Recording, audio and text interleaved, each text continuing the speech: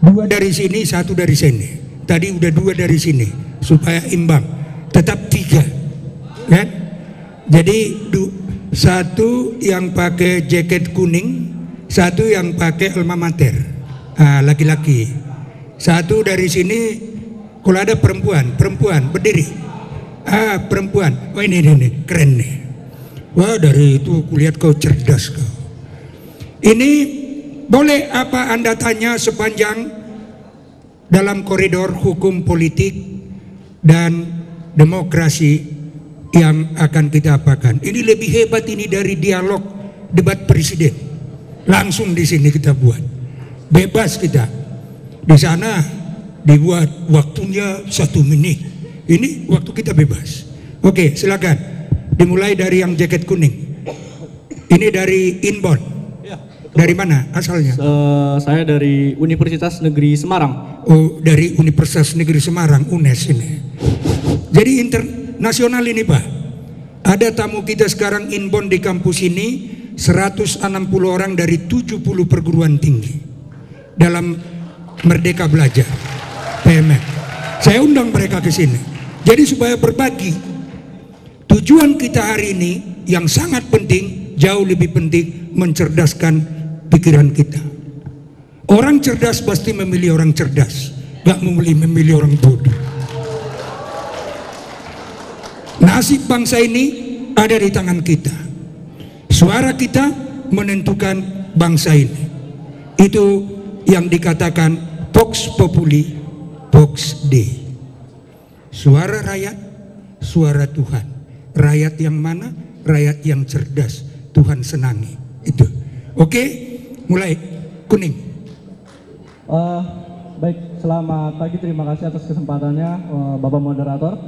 Perkenalkan dulu, sebelumnya saya Immanuel dari Universitas Negeri Semarang dan saya adalah mahasiswa hukum, dan saat ini juga saya mengambil konsentrasi hukum tata negara, Pak. Nah, melalui slide yang tadi saya lihat yang ditampilkan, ada 2 poin yang ingin saya bahas. Yang pertama tentang kegelisahan tentang lebih kuatnya energi politik atas hukum, dan agar hukum di Indonesia menjadi panglima, maka politiknya harus ditata. Pertanyaan saya tidak jauh berbeda sebenarnya dari pertanyaan sebelumnya yang ketiga, namun ini agak sedikit lebih kompleks. Mengilas balik di 2023, pada saat itu Profesor Mahmud bersama dengan anggota Komisi 3 DPR RI sedang membahas Undang-Undang Perampasan Aset. Itu sebagai undang-undang untuk mengurangi angka korupsi. Ya, kita tahu bahwa angka korupsi seperti yang Prof Mahfud tadi malam sampaikan di live streamingnya, saya mengikuti, mengatakan bahwa 1.300 koruptor sudah tertangani. Namun kenyataannya menurut IPAK, kalau tidak salah saya baca, IPAK, kepanjangan saya lupa, dari BPS tentang perilaku korupsi ya, anti korupsi, perilaku anti korupsi, indeks perilaku anti korupsi, itu dari 2022 3,93 dan di 2023 3,92 mengalami penurunan. Nah, yang ingin saya lebih dalam lagi tentang Undang-Undang Perampasan Aset ini, Pak. Seperti yang ya media yang ada di media, bahwasannya di Undang-Undang Perampasan Aset ini pada saat pembahasannya terjegal karena apa? Karena Pak Bambang Pacul sendiri mengatakan bahwa Republik di Senayan ini gampang, Pak, lobbynya jangan di sini, tapi ada juragan-juragannya. Nah, itu yang dikatakan oleh Bambang Pacul, dan itu yang ditangkap oleh media adalah bahwa DPR ini tidak mewakilkan rakyat, tapi mewakilkan juragan-juragannya. Kira-kira seperti itulah, Pak, karena percepatan teknologi dan informasi ini, Pak. Yang kemudian yang ingin saya tanyakan adalah Pak Mahfud MD juga berjanji akan melanjutkan Undang-Undang Perampasan Aset ini dan mengembalikan KPK ke lembaga independen untuk mengatasi korupsi. Namun kenyataannya, Pak, kalau kita lihat bahwa Pak Bambang Pacul ini dia adalah fraksi yang partainya menjadi kendaraan politik Bapak, pasangan Pak Ganjar dan Pak Mahfud untuk maju di putaran Pilpres tahun ini. Nah, Yang ingin saya tanyakan bahwa ini ada kaitannya dengan poin-poin yang saya catat tadi Pak, dan poin-poin yang Bapak jelaskan di slide tentang harusnya hukum yang jadi panglima, maka politiknya harus ditata. Saya ingin bertanya begini, bagaimana ketika Bapak nanti merealisasikan janji Bapak ini untuk mengembalikan KPK ke lembaga independen, undang-undang perampasan aset, ini tidak diganggu oleh intervensi-intervensi kepentingan partai politik itu Pak. Bagaimana realisasinya? Mungkin itu yang dapat saya tanyakan. Terima kasih. Oke. Ya, yang kedua, tadi intinya ini bagaimana terwujud undang-undang perampasan aset jika Pak Mahfud jadi wakil presiden, kan itu. Jika Pak Mahfud terpilih, terwujud hingga undang-undang perampasan aset ini, kan itu kan? Oke, udah pas itu. Tadi harus to the point lah. Silakan, Sri Kandi. Baik, terima kasih banyak sebelumnya Bapak Moderator. Perkenalkan, nama saya Rohmawati Brutu, saya dari Fakultas Hukum, kejuruan adalah Ilmu Tata Negara. Izin bertanya kepada Prof, yaitu adalah yang Prof katakan tadi, yang salah dibuat benar oleh hukum. Nah, pertanyaan saya adalah, mampukah hukum tanpa demokrasi Pak? Dan karena demokrasi membuat banyak perpecahan di negara Indonesia khususnya Pak. Dan mampukah negara Indonesia tanpa demokrasi Pak? Karena sejarah dan tata negara dari Bapak I.R. Soekarno juga mengatakan dalam salah satu bukunya negara akan hancur karena adanya demokrasi. Nah, dari Bapak sendiri apa yang akan Bapak lakukan atas kecoretan nama mengenai demokrasi ini Pak? Dan jika Bapak terpilih menjadi wakil presiden nanti, apa tatanan negara yang baik yang akan Bapak lakukan mengenai demokrasi? Terima kasih Pak. Baik, singkat padat terus. Ya, pertama-tama terima kasih karena sudah memberikan kesempatan pada saya untuk berbicara di depan panggung ini. Nama saya Iwan Sastrawan Simanulang, Fakultas Teknik Elektro. Saya beda nih dari yang lain karena saya tidak ada bagian hukumnya, tapi saya merasa punya kesempatan untuk berbicara di depan ini. Oke. Pertanyaan saya pada hari ini mudah sih tapi sulit untuk dilakukan.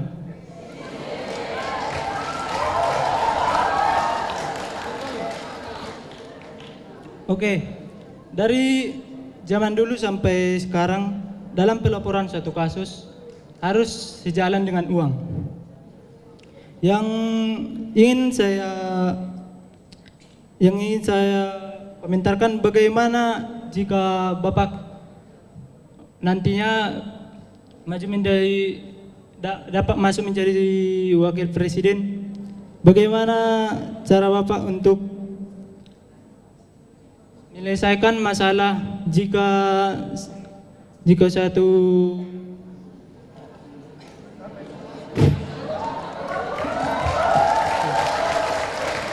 Apa yang kau tanya? dalam pelaporan suatu kasus biasanya sejalan dengan uang. Jadi rakyat kecil akan terdampak akan hal itu. Jadi saya minta untuk bagaimana cara untuk mengatasi masalah itu untuk masyarakat golongan kecil. Terima kasih Pak.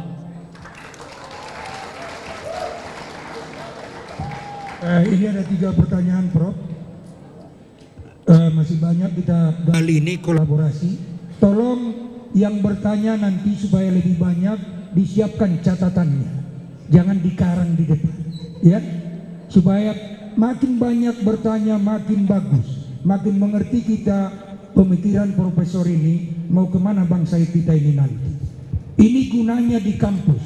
Kampus yang pertama mengadakan seperti ini, UI Gajah Mada di Sumatera Utara kita yang pertama.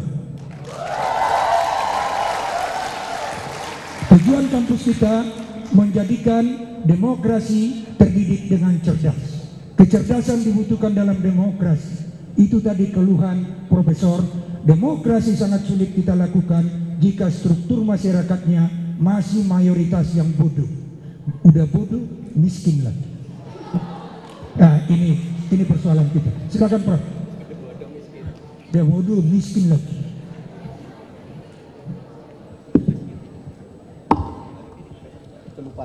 Minta maaf. Mas Immanuel itu kegelisahan karena hukum kalah dengan politik itu bukan kegelisahan saudara, itu dulu kegelisahan saya. Kenapa sih hukum kok kalah dengan politik? Saya gelisah. Apa sih hebatnya politik? Oh, karena energinya lebih besar. Mengapa energinya lebih besar? Karena hukum itu adalah produk politik. Maka saya nulis tentang politik hukum. Dulu yang bicara politik hukum tuh grupnya Bang Mulya Lubis ini nih di LBH ini. Berdiri Bang, ini ada tokoh advokat sangat luar biasa nih. Ini dulu angkatan Adnan Buyung, Abdurrahman Saleh, Hakim Garuda Nusantara. Bang Mulya ini sering bicara bantuan hukum struktural.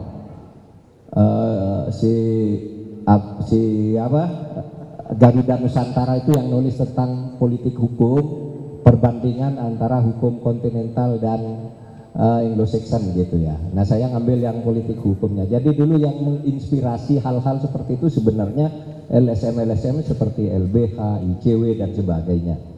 Nah, jadi itu kegelisahan saya, lalu saya cari jawabannya di mana? Di tulisan-tulisan teman, makalah-makalah gitu loh. Makalah di LBH begini, ada sebutan, politik hukum begini. Nah, saya masuk ke situ. Ini masalahnya di sini gitu.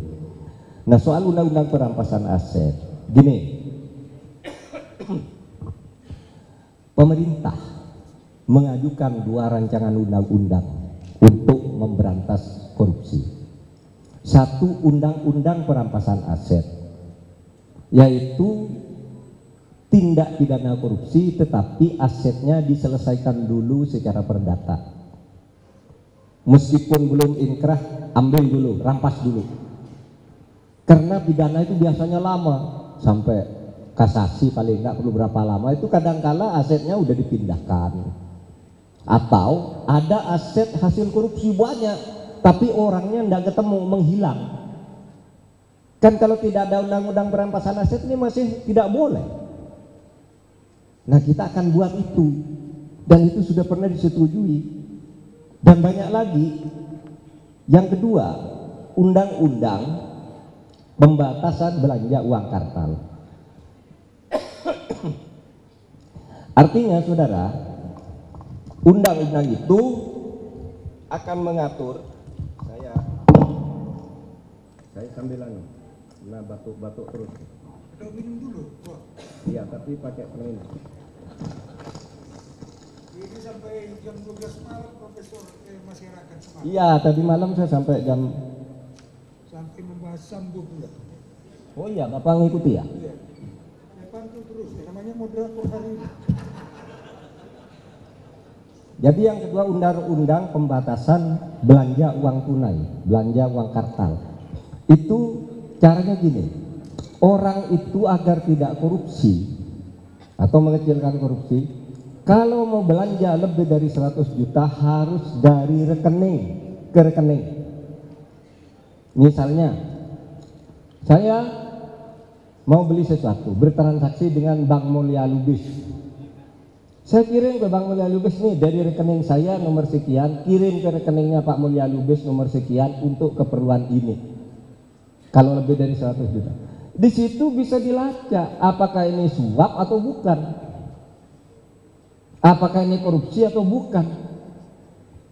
Sehingga tidak bisa lagi orang melakukan korupsi karena setiap belanja lebih dari 100 juta harus lewat rekening. Nah, sekarang karena tidak ada pembatasan, saya misalnya mau korupsi dengan Pak Trimet, saya hakim, Pak Trimet punya perkara, Pak Mahfud, bisa enggak perkara saya dimenangkan? Bisa dong, 10 miliar. Caranya uang tunai tidak terlacak. Kadangkala cara ngasih ikannya itu hakim, seperti yang terjadi pembuktian di pengadilan, hakim berjanji dengan yang mau nyuap itu naik pesawat, yang mesen seat 1 orang, yang satu duduk sebelah sini, satu sini, dudukan jejer, lalu membawa tas yang sama, yang satu isinya sampah, yang satu isinya uang. Yang hakim itu masuk membawa sampah itu dimasukkan di atas kabin, di atas orang yang nyuap ini. Yang punya yang nyuap ini letakkan sini. Ketika turun dari pesawat, hakim sudah ngambil sini isinya uang, yang nyuap itu isinya sampah yang dibawa pulang. Tidak ketahuan. Makanya, nah korupsi-korupsi seperti ini yang banyak sekali terjadi, sehingga kita mengusulkan rancangan undang-undang pembatasan uang kartal agar korupsi itu bisa monitor. Kalau saya kirim uang ke Pak Rektor, Pak Rektor dapat uang apa dong? Bisa diperiksa dari rekening nomor berapa, ini apa hubungannya, itu gampang melacaknya. Nah, yang kasus seorang pejabat yang baru saja meninggal, itu orang gini, uang negara diturunkan sekian ratus miliar, dibawa ke Singapura, ditukar uang dolar Singapura, lalu dia daftar ke kantor, ke tempat perjudian, registrasi bahwa dia datang ke sini untuk berjudi.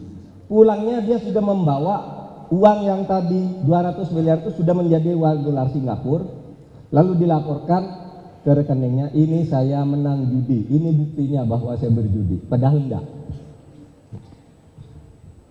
Kalau uang milik negara diturunkan dari rekening ke rekening pasti bisa. Nah, tapi ini belum goal, ya, belum goal di DPR.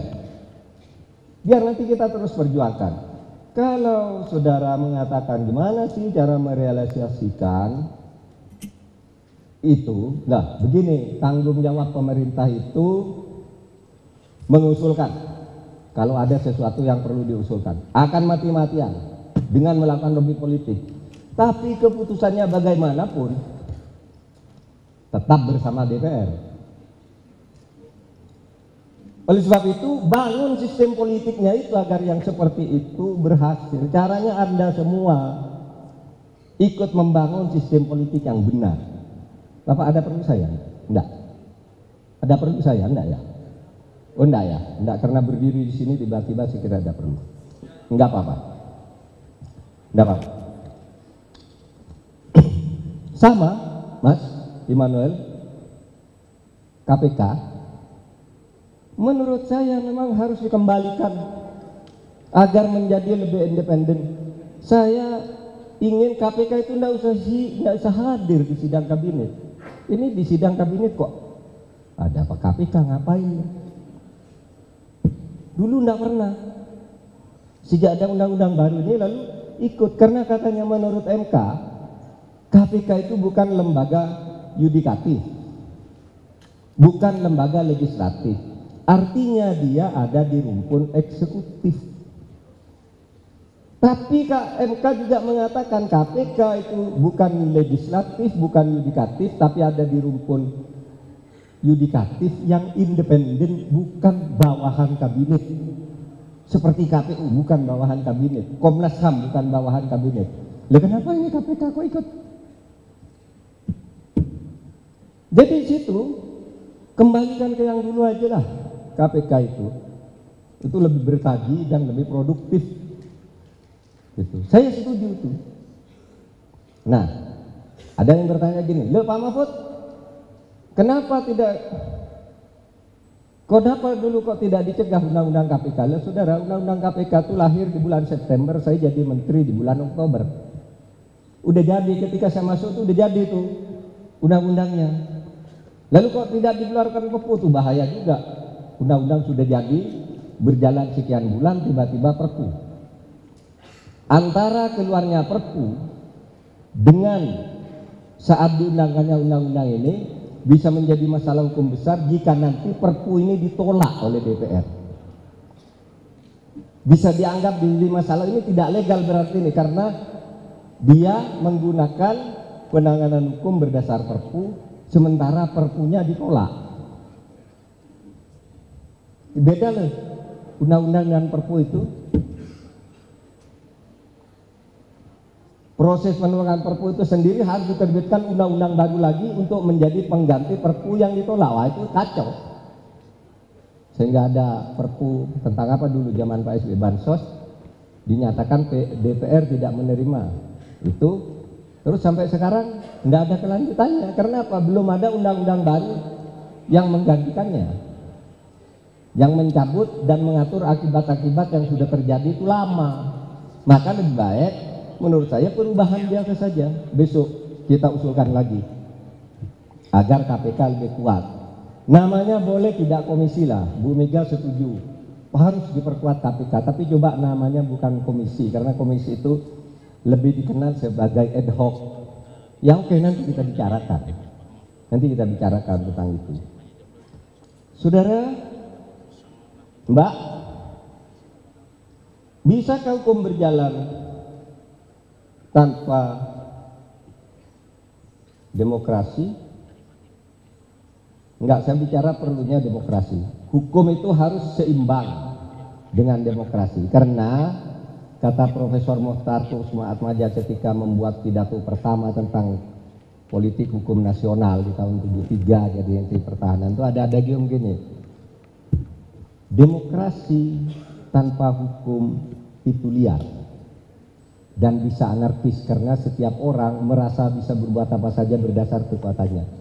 Tapi hukum kalau tidak melalui proses demokrasi itu sewenang-wenang, penindasan. Oleh sebab itu demokrasi itu harus seimbang.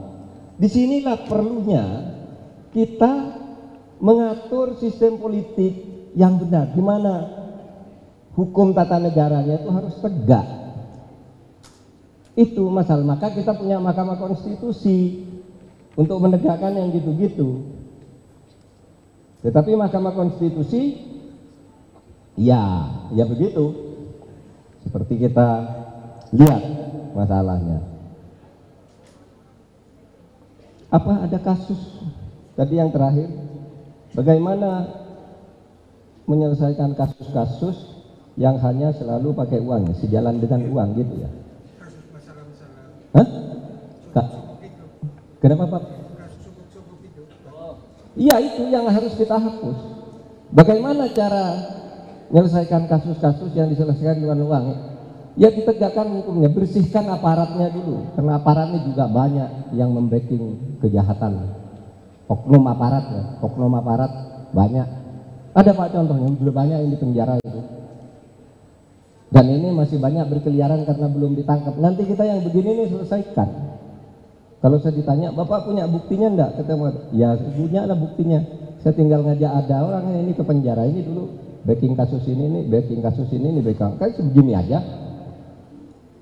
Bapak bilang hakim-hakim banyak yang korupsi, lah ya memang ayo ikut saya ke penjara itu. Ini namanya ini kan hakim, polisi ini, ada semua. Nah, ini yang harus kita bersihkan, gitu. Cukup, Pak? Makasih. Ya, saya kira tepuk tangan bagi kita semua. Sekali lagi saya